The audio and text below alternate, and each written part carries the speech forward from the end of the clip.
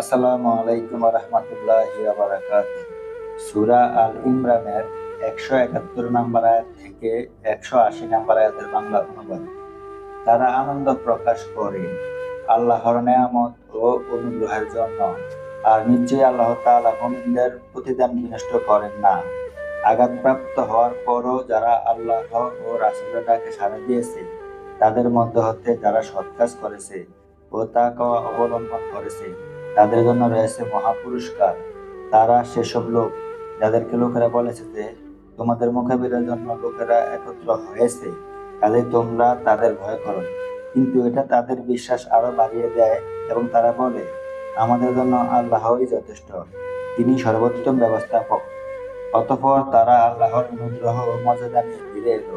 সামান্য কষ্টও তাদেরকে স্পর্শ করতে পারেনি এবং তারা আল্লাহর সন্তুষ্টির অনুসরণ করেছিল। বস্তুত আল্লাহই মহা অনুগ্রহশীল। নিঃসন্দেহে ওরাই শয়তান, সে তোমাদেরকে তার বন্ধুদের ভয় দেখায়। সুতরাং তোমরা তাদের ভয় করো না, আমাকে ভয় করো যদি তোমরা মুমিন হয়ে থাকো। যারা কুফরীর প্রতি দ্রুত অগ্রসর হয়, তাদের কর্মতৎপরতা আপনাকে যেন চিন্তিত না করে। নিশ্চয়ই তারা কখনো আল্লাহর কোনো ক্ষতি করতে পারবে না। আল্লাহ চান তাদের জন্য কোনো অংশ রাখবেন না পরকালে, আর তাদের জন্য রয়েছে মহা শাস্তি। নিশ্চয়ই যারা ঈমানের বিনিময়ে কুফরি ক্রয় করেছে, তারা কখনো আল্লাহর কোনো ক্ষতি করতে পারবে না, আর তাদের জন্য রয়েছে যন্ত্রণাদায়ক শাস্তি। আর যারা কুফরি অবলম্বন করেছে, তারা যেন কিছুতেই ধারণা না করে যে আমি তাদেরকে যে অবকাশ দেই এটা তাদের জন্য কল্যাণকর। আমি তো শুধু তাদেরকে অবকাশ দেই এই জন্য যেন তারা পাপের মাত্রা আরো বৃদ্ধি করে নিতে পারে, আর তাদের জন্য রয়েছে অপমানজনক শাস্তি। আল্লাহ এমন নন যে মুমিনগণকে সে অবস্থা ছেড়ে রাখবেন যে অবস্থায় তোমরা রয়েছ, যতক্ষণ না তিনি মন্দকে ভালো হতে পৃথক করেন। আর আল্লাহ এমনও নন যে তোমাদেরকে অদৃশ্য সম্পর্কে অবগত করবেন। তবে আল্লাহ তাআলা রাসূলগণের মধ্য হতে যাকে ইচ্ছা মনোনীত করেন।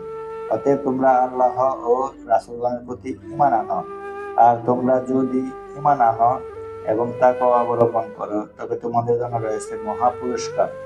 আল্লাহ নিজের অনুগ্রহে তাদেরকে যা দান করেছেন তাতে তারা কৃপণতা করে, তারা যেন ধারণা না করে যে এই কৃপণতা তাদের জন্য কল্যাণকর হবে, বরং তা তাদের জন্য অকল্যাণকর, যাতে তারা কৃপণতা করেছে। কিয়ামত দিবসে তা তাদের গলায় বেড়ি বানিয়ে পরানো হবে। আর আকাশ ও পৃথিবীর একমাত্র স্বত্বাধিকার আল্লাহরই। আর তোমরা যা করো আল্লাহ তাআলা সে সম্পর্কে বিশেষভাবে অবহিত। আসসালামু আলাইকুম রহমতুল্লাহ।